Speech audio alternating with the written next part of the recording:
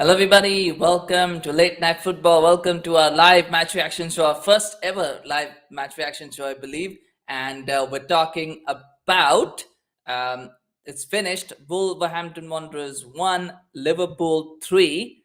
And I think I've got the wrong stream. Oh, no, okay, no. We're streaming now. All right, yeah. So it's finished. Wolverhampton 1, Liverpool 3. I whisper it quietly. But I feel Liverpool have shown another reason why they could very well be title challengers this season. It was a game of two halves, really. And I think Liverpool fans, I think I've said this all along, I think they've got to get used to the fact that it's going to be 3-1, 4-2, 2-2, 3-2, those kind of scorelines. I don't think you'll ever see a zero on either side in Liverpool games, in the Premier League at least. Maybe in the Europa League they might get a couple, but they're not that good defensively. But they are very, very good offensively. There's just and that's just what it is. I think Klopp has kind of sacrificed that little bit of defensive stability for a really wonderful attack, and that's what we saw. But that being said, I think Wolves kind of were the architects of their own demise in some ways. Going forward, again, not being able to take the chances. I mean, Cunha's chance, I mean, he should be scoring that. I'm sorry, he should be scoring that. I can understand Bellegarde trying to be a little bit cute and playing a backheel pass, but that chance that fell to Cunha in the first half, he's got to score that. And you always know that when you don't take your chances, you end against teams like Liverpool, against teams like Manchester City, against Arsenal, you almost always inevitably end up paying for it. And that's what happened to Wolves. And in the second half, well, I also have to give credit to Jurgen Klopp for that second half, because the tactical changes that he made was spot on. I thought maybe he might have gone a little bit like for like and all that, but actually, he kind of went a little bit aggressive, went a little bit adventurous, put Szoboszlai a little bit deeper, took off McAllister, and it just changed the whole complexion of the game. I think what it did was it scared Wolves into thinking Liverpool were going to come at them in a 4-2-4, and they suddenly went, right, let's go a little bit deeper, That's what happened. And sometimes, it's sometimes tactics are as much mental as they are,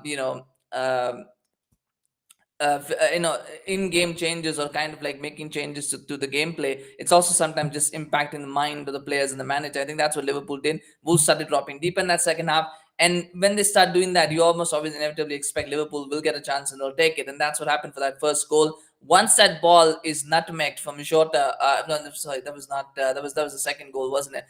The first No, that was the first goal, wasn't it? Yeah, that was the first goal. The tap in for Gakpo. Yeah, I'm kind of forgetting here. But as soon as Jota makes that sort of nutmeg on Ait-Nouri and he gets it out to Salah, I'm like, that's a goal. That's going to be a goal. And the pass is good from Salah to Gakpo, and he finishes it off well. But it's 1-1, and that's what Liverpool's what happened. Again, you can see Gakpo should kind of maybe have been offside in the position, but there were two defenders. Both of them were so deep. There was no way that Gakpo was going to be offside. Again, if they had probably not dropped as deep, maybe they could have caught him offside, or maybe they could have had a better chance of dealing with that. But it became 1-1. And then that second goal, I mean, that is a gift from Jose Sa. I'm sorry, this is a gift. As soon as he made that pass, even before it went for a goal, as soon as he made that pass forward to Neto, I was like, why is Neto running that fast? What is he trying to do at this stage? We've got 9-10 minutes left in the game. Why are you trying to be adventurous like that when you know that it's such a disadvantage? And Sa should not have made that pass, because it was only one player forward, right? If it's 2-3 players who are bursting forward, you kind of understand it. Okay, fine, you've got a counter. It was just one player, and he's trying to pick out one player from that crowd. It's just amateurish. And for an experienced player like Sa, he shouldn't be doing that. But he made that pass forward. It falls to it doesn't fall to Neto. The defender intercepts it, and because Wolves haven't stepped out yet, right? They're still in that deep corner line, and it just gives Liverpool the freedom of the space to do whatever they want. And therefore, in midfield, really, they had all that space open to pick out a pass, and it comes out to Salah. Salah finds Robertson, and it's 2-1, and it's game over, really. 2-1, it's game over. I just thought it was game over. I saw no way back, and then it became 3-1, which might have flattered Liverpool a little bit based on that first half. But I think the second half performance deserved that third goal, and it was a good shot from Elliott. Of course, Bueno turned it into his own goal, and it will be an own goal for Bueno. But really, it was good play all around from Liverpool for that third goal. 3-1. I mean, of course, the third goal also came because Wolves had to step out and had to start attacking to try and get back to 2-2. So take that how you will, but 3-1 in the end to Liverpool, and it was another comeback win. They're having a lot of those, and I think we'll see a lot of them this season from Liverpool. I think they will be getting situations where they will be down by a goal, maybe sometimes even two, and then they'll pull it back and win. I think that's going to happen a lot this season, because Liverpool defensively, especially in that first half, was all at sea. And I think Joe Gomez for me was a big culprit in that first half. Similar as Trent was in that first half as well against Newcastle, if you remember. I almost feel like Klopp purposely puts his fullbacks in those kind of positions where they get exposed in that first half and they give up a goal or two, and then they go, right, this now go and attack, right? Let it be. Let them think that they've got the better of you and then come out in the second half and prove them wrong, kind of thing. Because I think Gomez had as a shocking first half, but in the second half he just suddenly became a different player and he looked very, very good. So I don't know what it is that's happening with the Liverpool right backs. But because as that game was going on, I was actually going to probably talk about it and I say Gomez shouldn't be playing at right back. He's not a right back. He's a centre back, and he shouldn't be playing right back. But now I don't know, because he had a good second half, so I don't know what I can say about that. But the first half was really good, shocking from Gomes. It was really good from Pedro Neto, who kept finding space every single time. If only Wolves had a good striker, if only they had a reliable goal scorer, and we can keep talking about if onlys, but if they did, they might have got a second goal, maybe even a third goal, and then it would have been interesting to see what Liverpool would have done. I think from 2-0, Liverpool probably still would have won. I feel they still would have won, not because it's finished 3-1, but because I feel even at 2-0, it just felt like Liverpool were revving up for that second half. It's a risky game, but I feel like they were revving up for that second half. And you always knew that there was going to be a different team coming out of the second half, because and again, it's that depth, isn't it? You've got Diaz on the bench, you've got Nunes on the bench, you got Elliott on the bench, you've got so much potential, attacking potential on that bench. So Liverpool are going to come at you in that second half. So I think even 2-0 would have not been enough. But that being said, you still want to give yourself that cushion. You want to make sure that you stay in ahead of the game for as long as possible, and having 2 goals or 3 goals helps you do that. But yeah, they couldn't do it, and that's why Wolves are where they are, and that's probably why they are going to be in a relegation battle this season, because they just don't have a reliable goal scorer. From Liverpool's point of view, what I will say is that Klopp got his tactics spot on in the second half. But in the first half, there were a lot of issues, and one of the glaring issues for Liverpool is Alexis McAllister. Now, I'm not saying McAllister is a bad player, that he's been a flop signing. It's too early to say that anyway.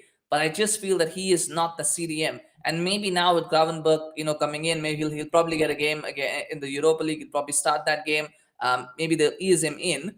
But I just feel like McAllister should not be playing that CDM role, because he keeps getting exposed time and time again. He's a very good passer of the ball, but defensively he's so suspect that he keeps getting exposed. And it happened in this game as well. And maybe part of the reason why Neto was getting so much joy is because McAllister was playing that CDM role and he was not able to pick up anyone. And therefore, players kept having free runs. And the second half, when they brought on, when they took him off and they brought on Diaz, maybe that changed a little bit, because Szoboszlai, I think, does that role a little bit better. But that being said, I think the first half with McAllister was really, really, really poor, and the Wolves kept having the freedom of the park. I do feel bringing Diaz on was also good, because somehow Diaz, for me, he does things to the opposition. Mentally, he does things to the opposition. He talks about, you talk about certain players who just have that sort of fear factor. I think Diaz has that, because he's so unpredictable and he's so quick and he's so rapid that fullbacks kind of naturally, instinctively want to take a step back and want to give themselves a little bit more space to deal with it. And that means the whole team has to drop a little bit deeper with him. So if they can keep him fit, I think he's going to be a key player this season for them. He just offers something different to any other. Jota tries. Nunes obviously played on the left wing for a lot of games, time this season.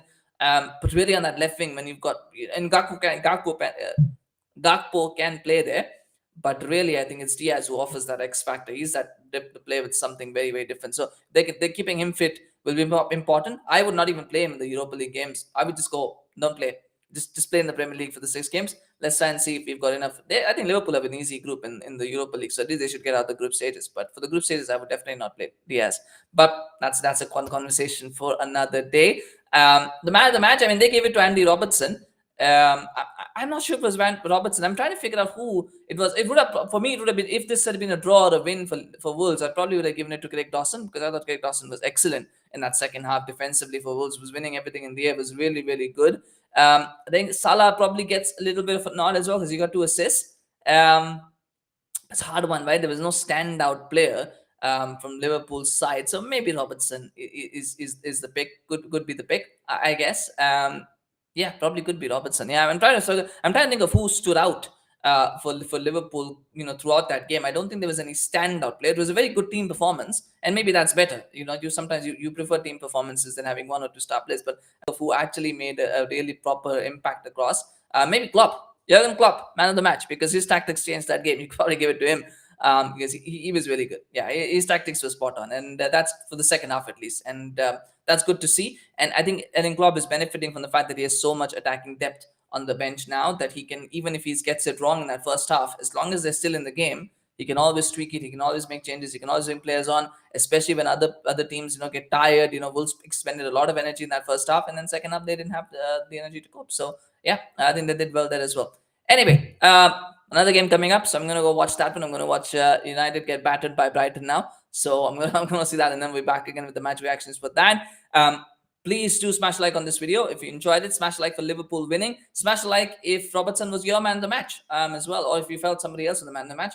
Let me in the comments section below. Do share your thoughts on the game. What do you think? Maybe you agreed with me. Maybe you didn't agree with me. Maybe something I said was wrong. Let me know in the comments. Always love to hear from you guys. Do subscribe to our channel on YouTube. Follow us on Facebook, Twitter, Instagram. We're getting close to 410 subscribers on YouTube. So let's see if we can cross that today. Please do subscribe. We always appreciate your support. Thank you so much for watching. Hope you enjoyed this first live match reaction show on YouTube that we've done. And if you liked it, do let me know in the comments so I can see if we can do more of these. Thank you so much for watching. We'll see you again soon. Bye-bye.